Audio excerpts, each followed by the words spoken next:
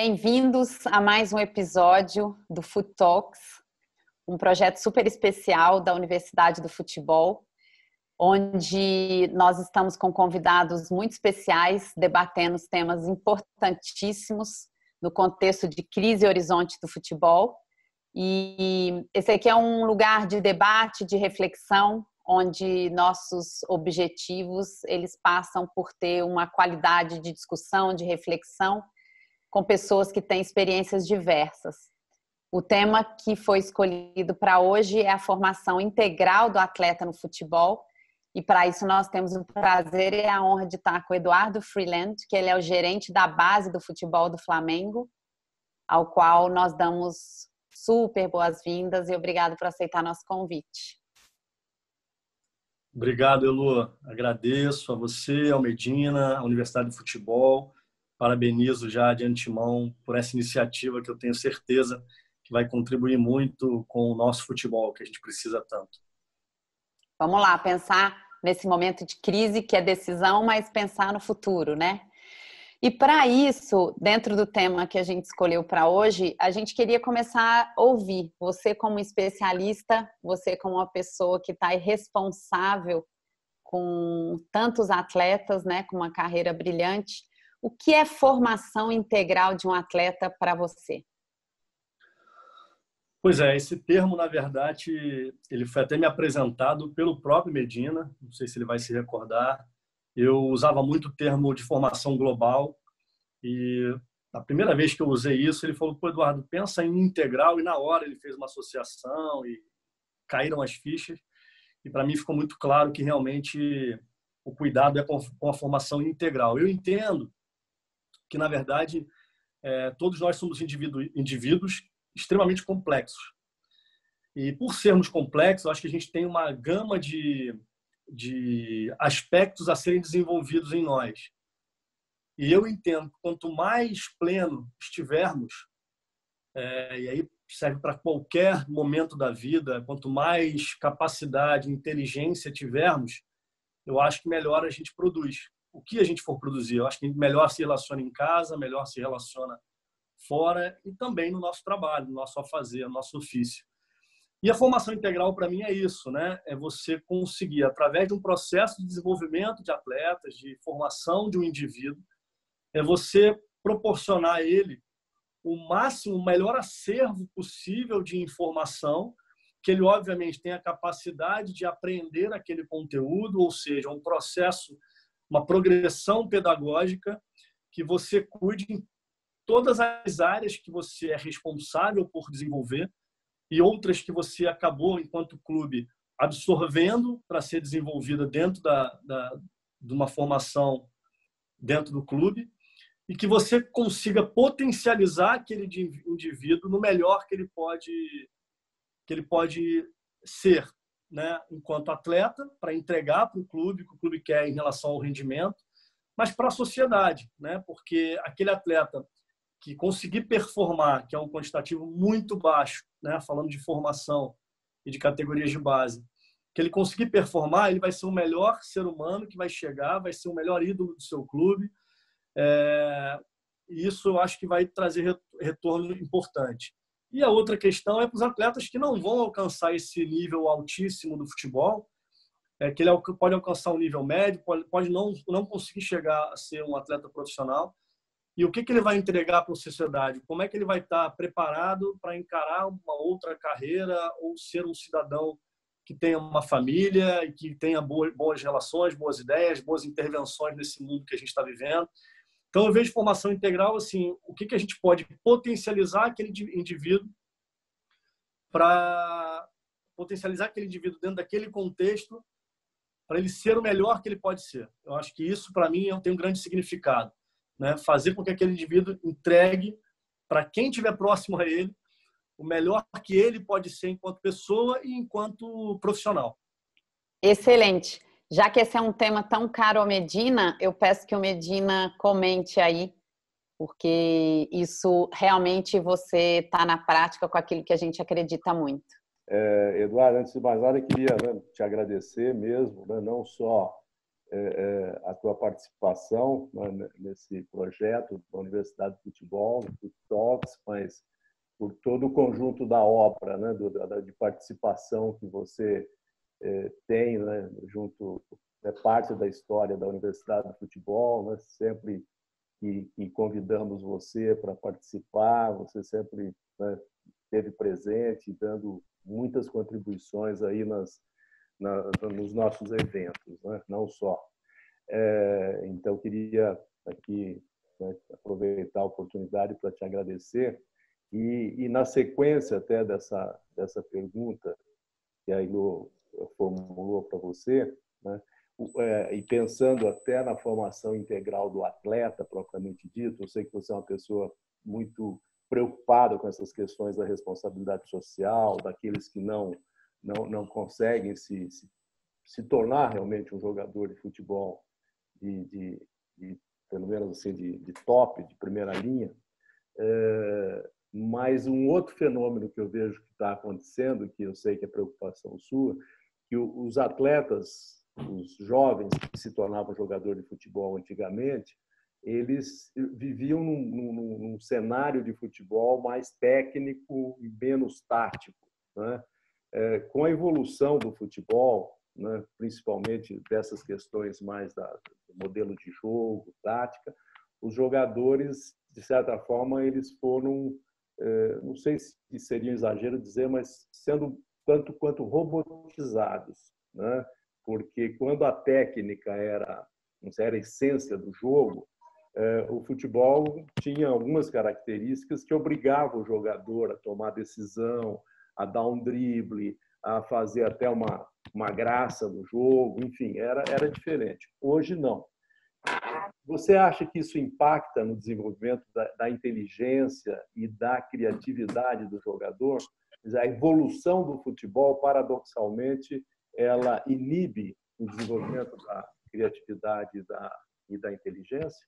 O que você acha disso?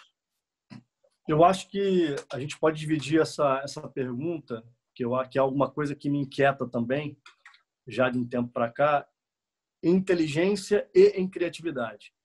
Porque eu entendo que o futebol atual, se a gente entender inteligência para capacidade de leitura de ambiente ou leitura do cenário que está se desenhando no jogo, mas também podemos externar isso para fora do jogo. Mas pensando no próprio jogo, eu acho que esse modelo atual ele acaba potencializando a inteligência. Esse é o meu entendimento, né? Claro que a gente tem que ter um cuidado muito grande. A formação, para mim, ela é muito responsável por isso. E acho que a gente está pecando um pouco nisso.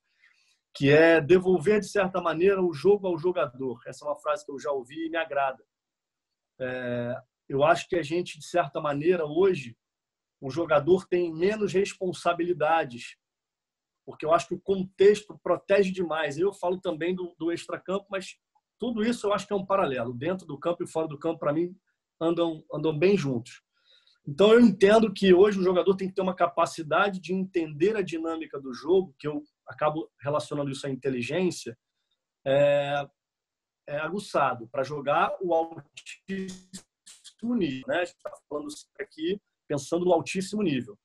Eu acho que sim. Eu acho que hoje as decisões... Hoje o jogo está muito tático, mas a compreensão tática de um jogo de futebol que tem tantas combinações, né, tão imprevisível, eu acredito que a inteligência, ela cada vez mais tem que ser desenvolvida para esse jogador conseguir se adaptar a esse contexto e se encontrar daqui a alguns poucos anos em alto nível.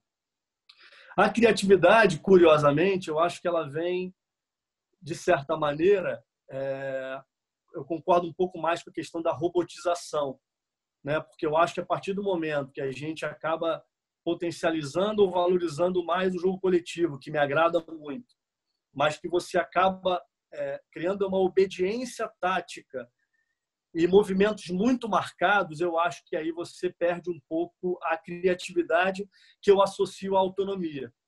E aí, quando eu associo à autonomia, aí eu acho que, mais uma vez, a formação do jogador, a gente tem uma grande oportunidade de fazer esse jogador estar constantemente pensando cada atitude que ele vai ter, dentro e fora de campo. E aí eu acho que a gente pode considerar que se a gente dá essa liberdade ao atleta e uma autonomia e a autoconfiança desse elevada, alimentar essa autoconfiança, eu acho que a gente provoca com que esse jogador tenha uma criatividade maior, inclusive no próprio jogo. E eu acho que essa correlação dessa autonomia, dessa criatividade, eu acho que isso é algo que a gente tem que cuidar.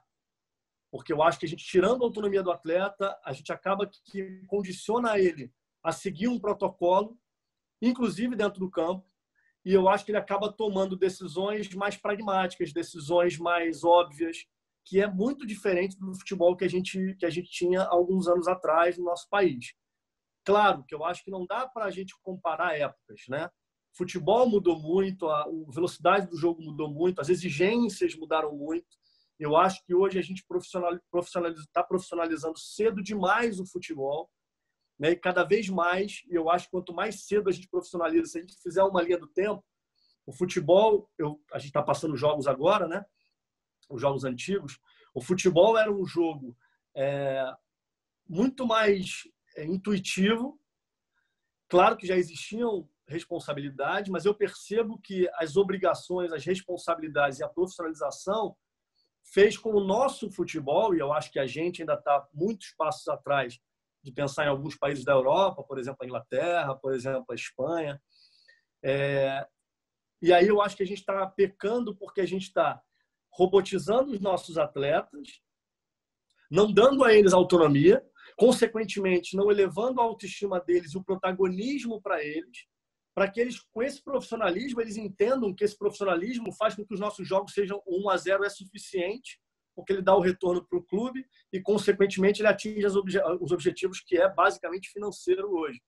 E aí, você tira a criatividade do treinador, você tira a criatividade no sentido de dar a criatividade ao atleta já do treinador, e quando a gente importa isso para a base, a gente está fazendo a mesma coisa, porque hoje você no sub-20 tem que ter resultado, no sub-17 você tem que ter resultado, no sub-15 tem que ter resultado. Em que momento você vai dar liberdade para o meu treinador, para a minha equipe técnica, para o meu jogador, para ele potencializar esse lado dele? Então, assim, eu acho que é meio dialético isso, e acho uma discussão muito pertinente. Assim, eu hoje acho que a inteligência é extremamente necessária no futebol para ele chegar ao alto nível, e acho que a criatividade, que é o nosso maior, acho que no nosso futebol é a nossa maior beleza, ela está se perdendo um pouco pelo profissionalismo e um pouco pela robotização, no sentido de pouca autonomia e pouco protagonismo dado ao atleta. Eu achei muito inteligente da sua parte de separar a questão, né, que uma tomou um rumo, realmente a inteligência hoje, ela realmente, o atleta que não entender o jogo, ele não performa como deveria, né?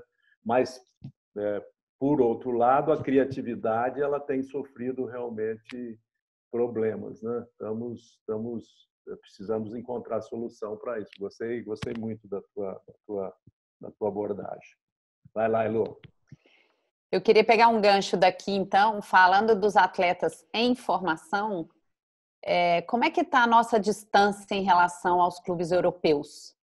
Né? Se a gente, antigamente, você acabou de reforçar a importância da criatividade, um pouco dessa característica na própria cultura brasileira, mas hoje, com o avanço de tecnologia, hoje, com o avanço de outros recursos para o futebol, na formação de um atleta, qual é a distância, qual a diferença que estamos no Brasil na formação desse atleta nos clubes europeus? Então, na verdade, tudo que a gente sabe lá de fora acaba que tem uma distância de saber exatamente o que está acontecendo e tudo que a gente lê, ouve e conversa com as pessoas, né? Então, sem estar dentro, eu me sinto um pouco desconfortável em precisar, mas obviamente que essa análise sempre é muito rica. Então, assim, eu entendo da seguinte forma: se a gente analisar a sociedade, e aí obviamente que todo país tem os seus problemas, né? Na Europa a gente sabe que também tem, mas se a gente analisar a formatação da sociedade e a gente começar a comparar de fora do campo para dentro do campo, eu vejo uma diferença abissal. Assim, eu acho que existe uma formatação, uma estruturação de sociedade que você vê em países lá fora, e aí você pode falar em inúmeros países lá fora, que a parte de educação, e não tem nada a ver com escolarização, mas a parte de educação, ela está numa distância muito grande ao que a gente vê no nosso país hoje. E aí, quando a gente começa a se aproximar de um clube de futebol para fazer essa análise, eu acho que essa análise não pode abandonar esse dado, né? E aí, quando a gente vem com essa análise, a gente tem que pensar no seguinte: quem é esse atleta? Ele é produto de que meio? Eu odeio usar essas palavras produto, mas é só para fazer uma metáfora que faça mais rápido o entendimento. Então, esse produto que vem dessa família, que família é essa? Qual é o histórico dessa família? Qual é a condição de vida dessa família? Qual é a capacidade de sobrevivência dessa família? Né? E em cima disso, começar a fazer essa análise. Quando a gente conversa nas viagens que eu até fiz, através até da Universidade de Futebol, que a gente foi na Inglaterra e conheceu muitos clubes, entendeu bastante a formação deles lá, você percebia que a equipe, o staff para se trabalhar na formação era extremamente reduzido. Você não tinha lá pedagogo, assistente social, por mais que se tenha esse olhar, o Barcelona, por exemplo, depois a gente foi lá, era um clube que tem lá salas de aula, tem, né, o reforço escolar. Você vê essa preocupação em todos os clubes. Mas o que você gasta de tempo, o que você investe nisso, é muito diferente do que hoje o clube brasileiro, por exemplo, lá no Flamengo que eu estou hoje, é exigido. Então, quando a gente pensa nesse atleta, começando a fazer esse comparativo, sendo mais direto a resposta à sua pergunta, Elô, para mim, ela começa uma distância muito grande a partir disso. Né? Se eu for analisar o contexto hoje dos atletas que eu tenho hoje, eu não tenho o número exato aqui para te passar, mas eu poderia arriscar que aproximadamente 70% a 80% dos meus atletas têm uma condição socioeconômica em sua família muito aquém, né? Para uma vida minimamente equilibrada nessas áreas que a gente entende que são áreas ou competências tão importantes, né? No relacionamento no relacionamento interpessoal que ele tem na sua família e que ele traz para o clube. Então, assim, eu acho que a gente tem um potencial enorme. Nós somos um povo, eu acho que abençoado, como dizem, como diz a música, né? Eu acho que a gente tem realmente um potencial humano absurdo, né? A forma como o brasileiro se relaciona, a forma como a gente... Só que se a gente fizer uma relação de exigência, de mercado profissional, e aí para qualquer área, mas claro que a gente está falando do futebol, eu acho que sim, existe uma diferença grande, principalmente num tema que eu gosto também bastante, que é na inteligência emocional. Eu acho que o nosso atleta oscila muito ainda em momentos de... E aí, quando a gente fala de base, ainda mais, mas eu acho que a gente pode estender isso para futebol profissional, que eu tenho muito menos experiência, quase nenhuma, então não me arrisco muito a entrar nesse mérito, mas o que eu percebo é que a gente ainda oscila demais as nossas capacidades de foco, de objetivo. E aí eu não falo dentro de uma partida de futebol somente, né? Eu falo ao longo da carreira, né? Você traçar uma meta, você ter um objetivo e o quanto você tem, o quanto você está,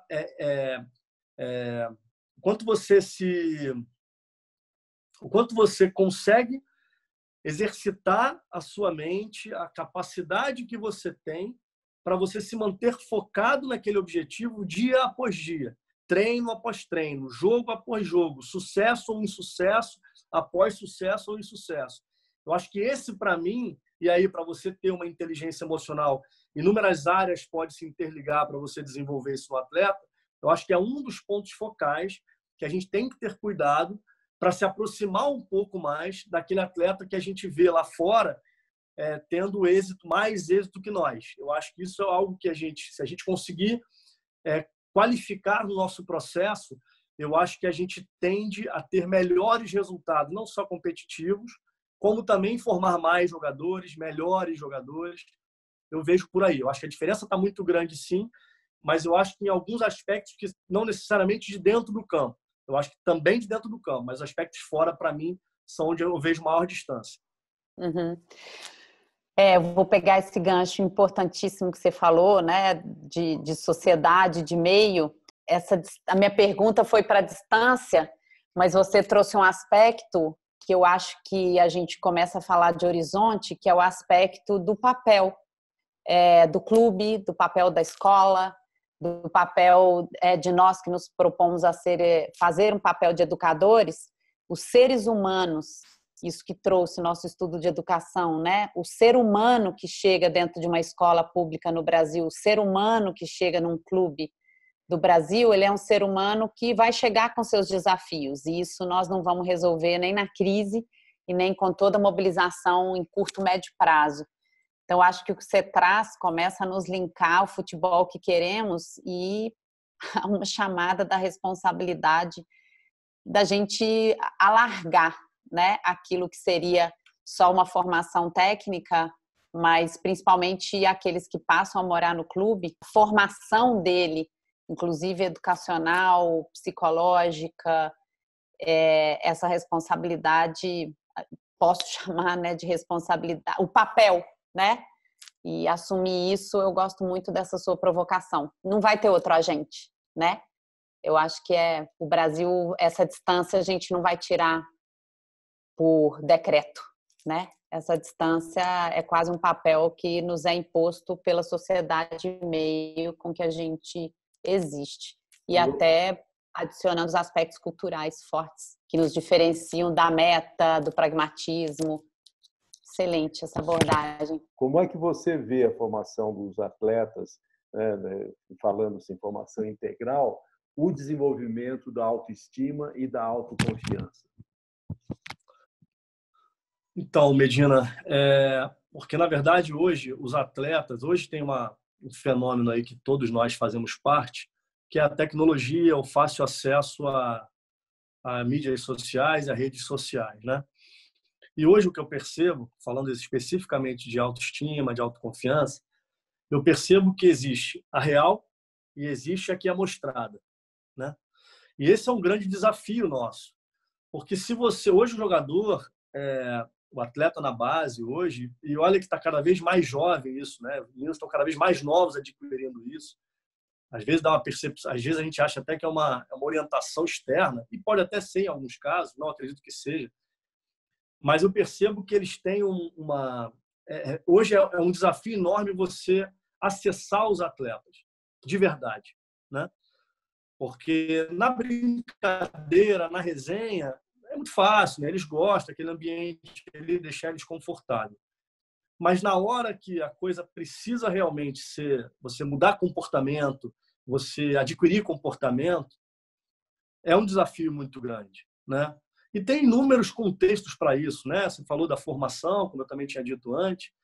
Eu acho que, assim, hoje, a gente tem que desenvolver, trabalhar, eu acho que o atleta, em todas essas capacidades e competências, e mostrar para ele, e isso é um desafio, hoje estando no futebol de base, é um desafio que eu tenho, que eu vou confessar que, assim, eu acho que eu nunca consegui tão claramente isso. Porque o ideal é que tem meninos ali que, de repente, nem querem estar ali, né? Então, assim, eu acho que o foco que a gente tem que ter é fazer esse atleta enxergar o estado onde ele está e as capacidades que ele tem e mostrar para ele aonde ele pode chegar.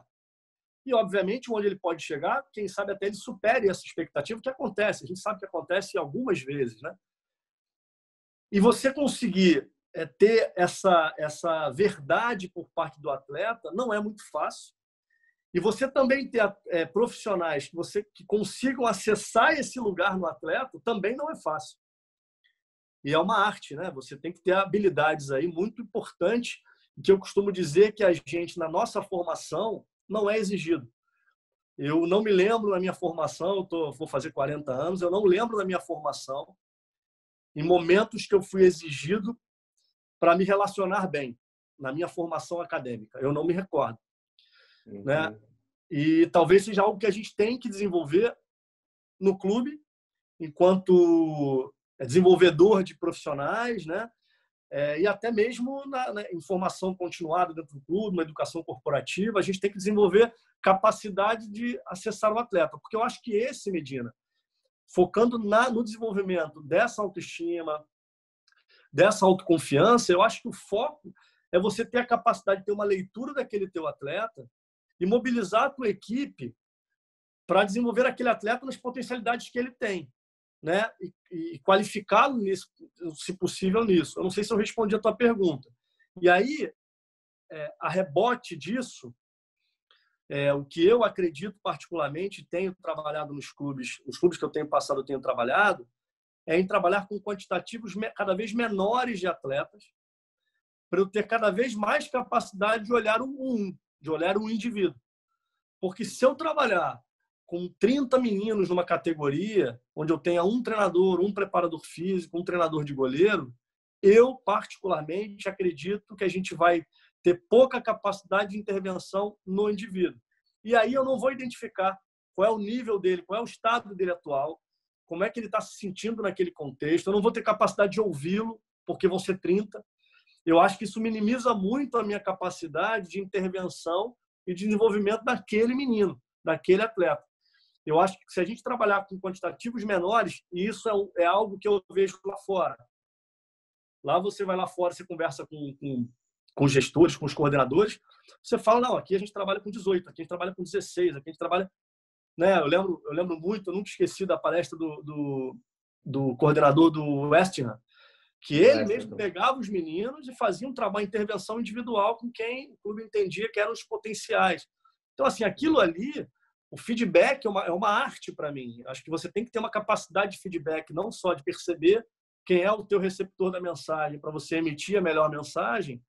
Então, assim, eu acho que é um grande desafio e eu acho que isso eu acho que cabe muito à sua equipe. Eu acho que é um grande desafio, cabe muito à sua equipe a capacidade de ter a leitura daquele indivíduo e potencializá-lo ao máximo, levando em consideração esse cenário no qual ele se encontra. Nossa, essa conversa a gente pode ficar por horas porque ela é a base, né? Ela realmente, quem joga o jogo, né, são os atletas e, como você falou, são indivíduos, são seres humanos. E esse contexto comparativo que a gente começou, se a gente volta para o Brasil e fala da crise atual, onde a gente está falando de renacionalização de empresas, de mercados, restrições de recursos, importação, exportação, e nós estamos falando de acesso também, recursos humanos. Então, se a gente acreditar nessa renacionalização, em que o futebol também vai se voltar para dentro do Brasil, de alguma maneira ou não, se a gente separa as mesmas pessoas, as mesmas possibilidades, a mesma raiz, a mesma cultura, o que você diria para aqueles clubes, mas também para aqueles atletas, da diferença que você acredita em momentos de menos oportunidades, de um quantitativo menor? O que você acha? Qual mensagem você gostaria de deixar para as pessoas, para elas terem a visão e a atitude de investir nessa formação integral? Qual a diferença que isso já estava fazendo, mas que agora vai fazer nessas restrições? Eu vou tentar responder mais até com o coração essa daí. São as melhores respostas. Oi? As melhores respostas são as dadas com o coração. Eu nunca vi o momento que a gente está vivendo agora, dessa crise, essa pandemia, eu nunca vi nas relações interpessoais, pelo menos nas que eu estou vivendo e depoimentos de pessoas próximas, eu nunca vi tanta preocupação com o outro.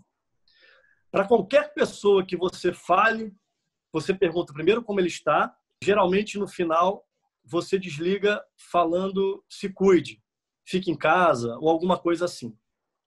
E isso me faz, obviamente, refletir muito, né? O que disso eu trago para a minha vida? O que disso eu vejo como oportunidade para o meu trabalho? A gente lá no clube, a gente está fazendo a gente estruturou o nosso quadro de trabalho semanal, o nosso QTS, que a gente costuma dizer, e a gente está fazendo uma rotina quase próxima do que a gente tinha enquanto presencial. E eu estou percebendo uma ótima oportunidade, é isso que a gente tem discutido muito, principalmente com a nossa equipe da área socioeducacional, a gente tem discutido muito de que forma a gente pode criar conteúdo e interações com esses atletas interações interessantes para eles, para que a gente consiga impactá-los com conteúdos tão determinantes para o atleta que a gente quer que ele seja. E aí a gente discutiu ao longo desses últimos dias e muita coisa foi conversada e continua sendo conversado. E tem muito material, né? A gente tem muita coisa que a gente pode aproveitar que é do interesse deles e às vezes eles não sabem porque eles não tiveram a oportunidade de ter acesso àquele tipo de conteúdo, que a gente pode interagir com eles. Não é uma linguagem de pai para filho, no sentido que eles não gostam enquanto adolescentes, né?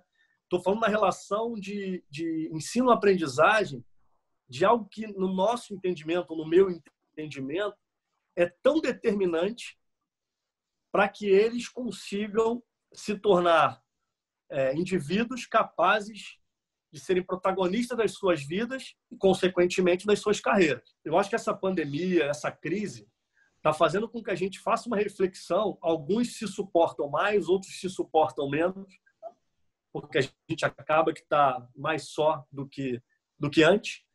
E eu entendo que está sendo uma ótima oportunidade para a gente revisar tudo o que a gente fez até agora, sabe?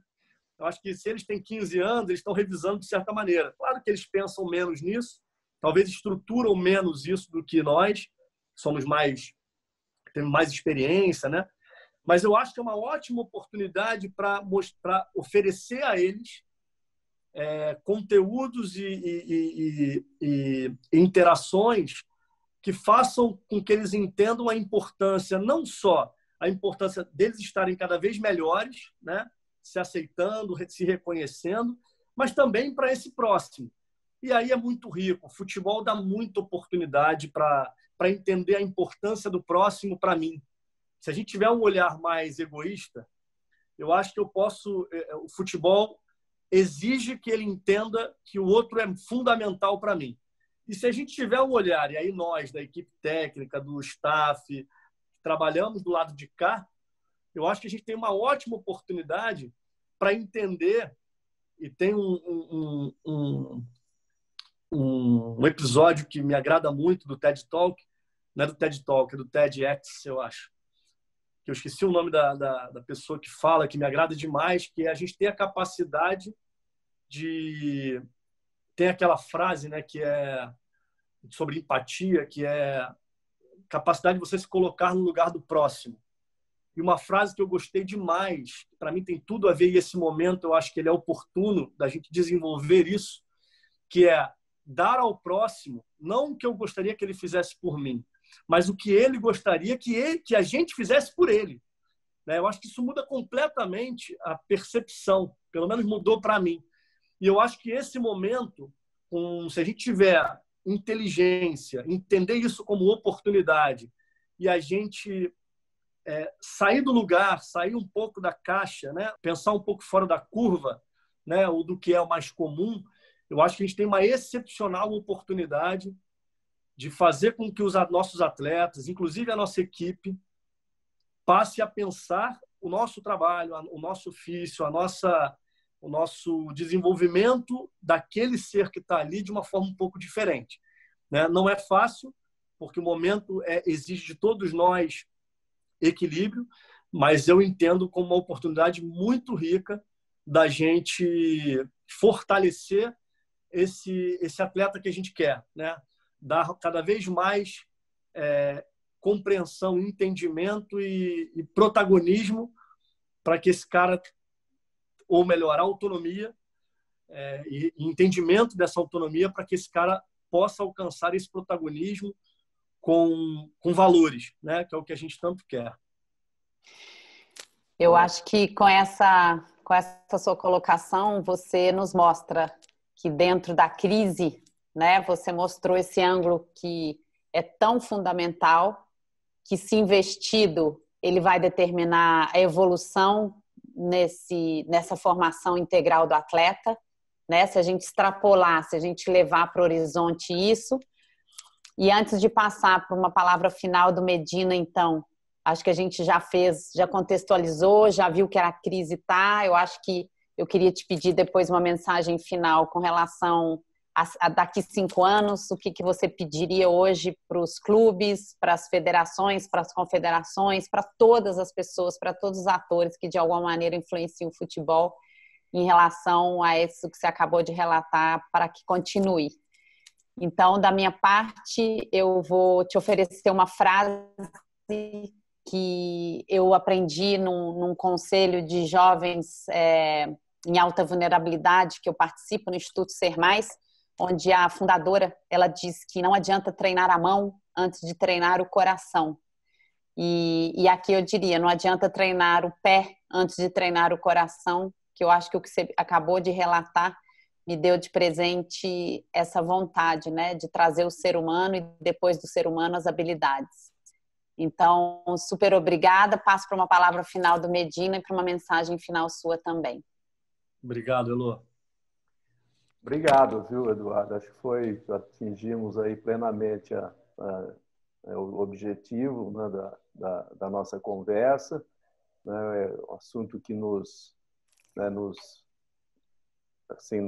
mobiliza há muito tempo, né, e só tenho que, né, em nome da Universidade de Futebol, mais uma vez te agradecer a tua participação aí sempre brilhante, né, porque você fala realmente aquilo que você acredita, se preocupa, o que você não consegue superar te incomoda, né? Então essa inquietação aí que é característica da tua maneira de ser, que nos faz assim sempre estar próximos, né? Então muito obrigado.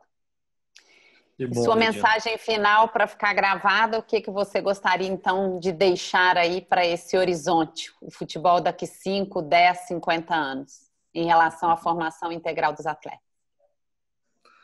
Antes de responder, antes de deixar essa mensagem, Elô, eu só acho que vale a pena colocar. Eu falei isso com a Elô, Medina, e eu acho que eu estava sentindo muita falta da universidade na minha vida, porque é um alinhamento de propósito muito latente, sabe?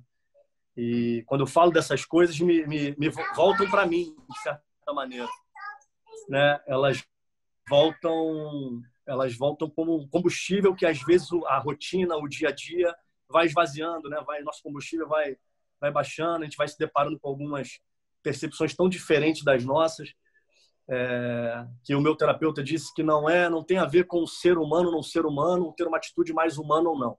Humano é isso aí, segundo ele. Eu gostei dessa definição. Humano é isso aí que temos. O que a gente pode acreditar, como ele falou do Carl Rogers, falou, mas eu tenho 1% de esperança. E é nela que eu acordo todo dia e me agarro. Então é nessa daí que eu vou também. Mas vamos lá. Sobre a mensagem final, eu gosto quando você fala, Elô, o recado, de certa maneira, pensando daqui a uns 5 anos, pensando nos clubes, pensando nas federações, confederações, por que não dizer. Eu acho que o futebol, nesse futebol que eu estou inserido, ele é um negócio. E a gente também tem que reconhecer que ele é um negócio, né? E eu acredito que todo negócio que lida com tudo que a gente lida, porque nós somos uma sociedade humana, eu acho que todo negócio tem pessoas no início, no meio e no fim. E nós que trabalhamos com futebol no meio o tempo todo, né? É no início, no meio e no fim, mas é no meio o tempo todo. Então eu entendo que todas essas organizações que fazem o futebol, eu acho que ela tem que ter um olhar para aquele cidadão, né? Eu costumo dizer que se o nosso futebol empobrecer, perde todo mundo, inclusive quem não olha tanto para isso. E o que vai empobrecer o nosso futebol, no meu ponto de vista, é exatamente o não olhar para essas pessoas que fazem o futebol, né? E agora a gente está discutindo isso muito, né? Volta ou não volta o futebol, o profissional volta, com que cuidados tem que ter. Mas cuidado por quê? Então agora o cidadão que está ali trabalhando na beira do campo, ele também é importante. Então, na verdade, eu acho que para os clubes diretamente, o investimento, não necessariamente em assistentes sociais, por exemplo, ou em pedagogos, não necessariamente em psicólogos, mas um investimento em pessoas que reconhecem as capacidades daqueles indivíduos que eles querem que sejam desenvolvidos, né? E para essas federações, para essas confederações, eu acho que ouvir esses clubes, né? Ter uma integração cada vez maior, compreendendo que são os clubes que fazem as federações estarem com o status que estão, né? Então, acho que ter essa correlação, porque aí a gente vem do macro, que seria uma confederação, ou uma Conmebol, né? Ou uma FIFA. Quando a gente vai descendo, o micro é o atleta, né? E ele é o mais importante, né? Então, eu acho que nessa cadeia, eu acho que a gente tem que ter um olhar muito claro para o desenvolvimento daquele carinha que está ali, daquele atleta que está ali. E aquele atleta que está ali traz por trás dele uma família, um contexto. Então, eu acho que é investir tempo e dinheiro quando se tem, mas quando não se tem dinheiro, não precisa. Investir tempo, investir atenção para aquele cidadão que está ali sendo desenvolvido, né? E para aquele cidadão que está desenvolvendo no dia a dia aquele atleta. Aí eu falo de equipe, né? Eu acho que quanto mais a gente tiver esse olhar, mais a gente vai ter retorno, inclusive financeiro. Aí é uma coisa que eu defendo.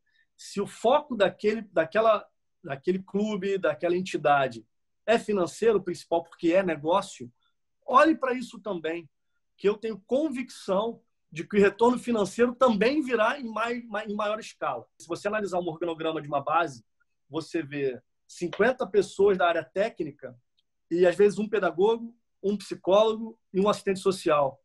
E se a gente botar meio a meio, será que não melhora? Se a gente botar, sei lá, 1 para 5, 1 para 4, um quarto ser da área humana ou do desenvolvimento humano, será que a gente não vai qualificar? Ou melhor ainda, como Medina disse, será que se a gente desenvolver esse treinador, esse preparador físico, será que a gente não tem um grupo 100% de olhar para isso? Eu acho que é isso. Eu acho que não dá para esperar 5 anos. Eu acho que a gente tem que começar. Eu acho que muitos clubes já começaram. Eu acho que tem uma tendência levemente a esse olhar. Mas se eu tivesse que deixar algum recado, e isso eu acho muito importante, independente do contexto que você está. Você pode estar num clube muito pequeno, num clube empresa, num clube de massa. Eu acho que você tem possibilidade de fazer isso em qualquer contexto. E eu acho que o que cabe a gente é olhar para frente, ter convicção e muito bons argumentos, ter resiliência também, mas não deixar de executar o que se acredita. Porque é natural do processo que quando a gente começar a romper essas barreiras, daqui a 5, quem sabe, daqui a 10, talvez, daqui a 20, mais possivelmente, a gente consiga quebrar essas barreiras todas e mostrar para essas pessoas que não acreditavam nisso, que isso vai trazer, inclusive, mais dinheiro para a empresa, para o clube dele.